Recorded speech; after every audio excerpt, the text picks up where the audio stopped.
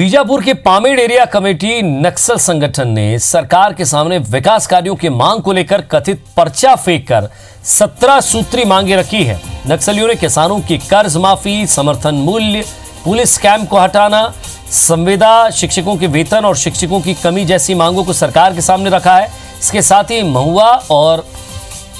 गोंद की खरीदी फिर से शुरू करने का यहां सरकार पर विचार करने की अपील की है। वहीं जेलों में बंद राजनीतिक बंदियों को बशर्त रिहा किए जाने के भी इसमें जिक्र है। इसके साथ ही फर्जी एनकाउंटर, नरसंहार जैसे मामले में शामिल पुलिस अधिकारियों के खिलाफ कार्रवाई करने का भी जिक्र किया गया है। इधर इन सभी मांगों पर बीजापुर एसपी मोहित गर्ग ने कहा है कि अगर वे सच में विकास चाहते हैं तो वे आत्मसमर्पण कर मुख्य धारा से जुड़े और सरकार के साथ मिलकर काम करें।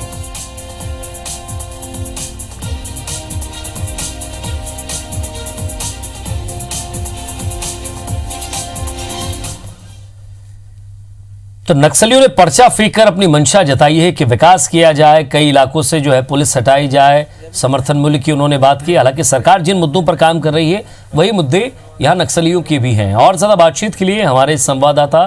नरेश मिश्रा हमारे साथ सीधे न्यूज रूम से लाइव जुड़ रहे हैं। नरेश, कुछ दिनों पहले सीएम भूपेश बघेल का एक बयान आया था और साफ तौर पर कहा था कि हम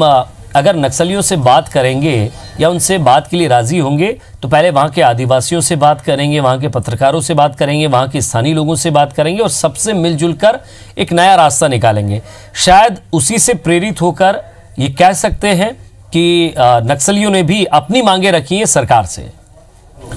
जी हाँ, देखिए, जब माओवादी अपनी रणनीतिक गतिविधियों में कमज़ोर पड़ते हैं तब वो इस तरह से एक जो राजनीतिक समूह हैं अलग अलग क्षेत्रों में, चाहे वो संविदा कर्मचारी हों, आंगनबाड़ी कार्यकर्ता हों, महिला समूह हों, महिला अधिकारों को लड़ने वाले मानवाधिकार कार्यकर्ता हों या दीगर जो भी संगठन है इस तरह के, जो कि कहीं ना कहीं प्रभावित होते हैं इन सब मांगों से, उन सब मांगों को रख करके उस समुदाय तक अपनी राजनीतिक पकड़, अपनी विचारधारा की पकड़ को मजबूत करने के लिए इस तरह की मांगे वो करते हैं। और पिछले क्योंकि समय से एक तरह से स्ट्रेटजी बदली है, सरकार का रुख पूरी तरह से साफ नहीं है कि नक्सल मोर्चे पर सरकार पिछली जो रणनीति रही है उसी के तहत आगे बढ़ेगी या फिर कोई नई रणनीति वो इस नक्सलियों के उन्मूलन के लिए लागू कर सकती है। तो इस लिहाज से नक्सली भी निश्चित तौर पर ये एक बेहतर अवसर देख रहे हैं जब वो अपने अलग अलग जो समूह हैं उनसे जुड़ी कई तरह की मांगों को सामने रख रहे हैं। ये असल में अगर लंबे समय से आप देखें तो माओवादियों का जो राजनीतिक संगठन तैयार करने का तरीका है उसके एक अहम हिस्से के तौर पर इसको देखना चाहिए कि जब भी वो इस तरह के बड़े पर्चे या मुद्दों से जुड़े या मसलों को उठाते हैं, आप देखिए कि जैसे गोंद और की दोबारा खरीदी की उन्होंने मांग की है, वनोपज का दाम क्योंकि इस सरकार ने बढ़ाया है जो कि लगभग माओवादियों की भी लगभग मांग रहेगी 2500 के आसपास या 4000 तक इस मूल्य को ले जाया जाए। तो इसके ज़रिए वो उस इलाके के जो वनवासी हैं उनको प्रभावित करते हैं कि वो उनके हक को दिलाने के लिए लड़ाई लड़ रहे हैं। तो ये पर्चा उसी संदर्भ में इन्होंने जारी किया लगता है और ये एक स्ट्रेटेजी का हिस्सा है माओवादियों के काम करने का।